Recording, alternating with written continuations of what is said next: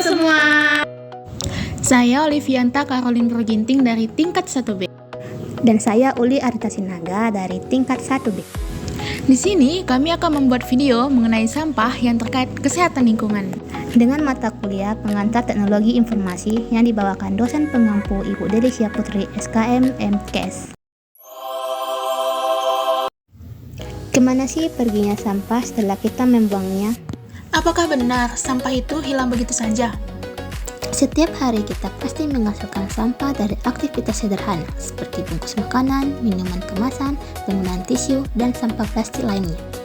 Tanpa kita sadari, kebiasaan kecil ini jika dilakukan terus-menerus akan menumpuk dan menjadi masalah besar. Sampah yang kita anggap sepele hari ini bisa menjadi sumber penyakit di masa depan kita. Sebenarnya, sampah bukan hanya masalah kebersihan, tetapi juga merupakan ancaman serius bagi keberlangsungan ekosistem dan kesehatan peradaban kita. Dampak sampah terhadap lingkungan. Sampah organik yang membusuk akan menghasilkan bau tidak sedap dan menjadi tempat berkembang biaknya vektor seperti lalat, tikus, nyamuk, dan juga dapat mencemari air, serta mengakibatkan rusaknya habitat makhluk hidup yang ada di air. Hewan yang ada di laut pun ikut menjadi racun atau tidak sehat bagi manusia.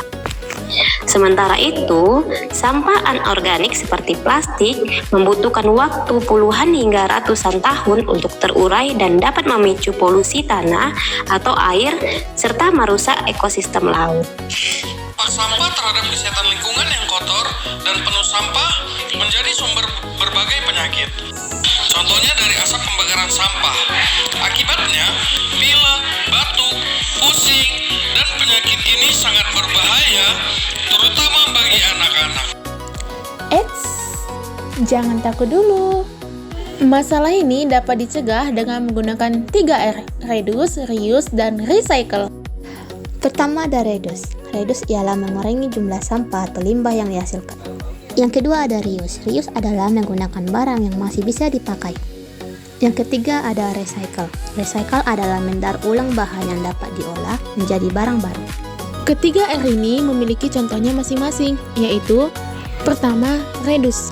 Contohnya menggunakan plastik sekali pakai, menggunakan kembali botol plastik, dan mendaur ulang kertas. Yang kedua ada contoh reuse. Contohnya memanfaatkan kantung belanjaan yang sudah tidak digunakan lagi sebagai tempat sampah atau membuat tas belanjaan dari bahan-bahan bekas lain seperti baju atau celana yang tidak dipakai lagi. Yang terakhir ada recycle, seperti mengolah sampah kertas menjadi kertas daur ulang atau mengolah botol plastik menjadi serat yang bisa digunakan untuk membuat produk lain seperti baju atau tas. Dari ketiga R ini dapat kita terapkan di kehidupan kita sehari-hari. Misalnya, kita dapat memulai dengan memperhatikan jenis sampah yang dihasilkan. Dan kita dapat memisahkan sampah organik dan sampah yang dapat didaur ulang. Kita juga dapat memudahkan proses pengolahan sampah. Dengan menerapkan prinsip 3R ini, kita dapat membantu menjaga lingkungan kita tetap bersih dan sehat. Kesimpulannya, Sampah bukan sekedar limbah, melainkan tanggung jawab kita bersama.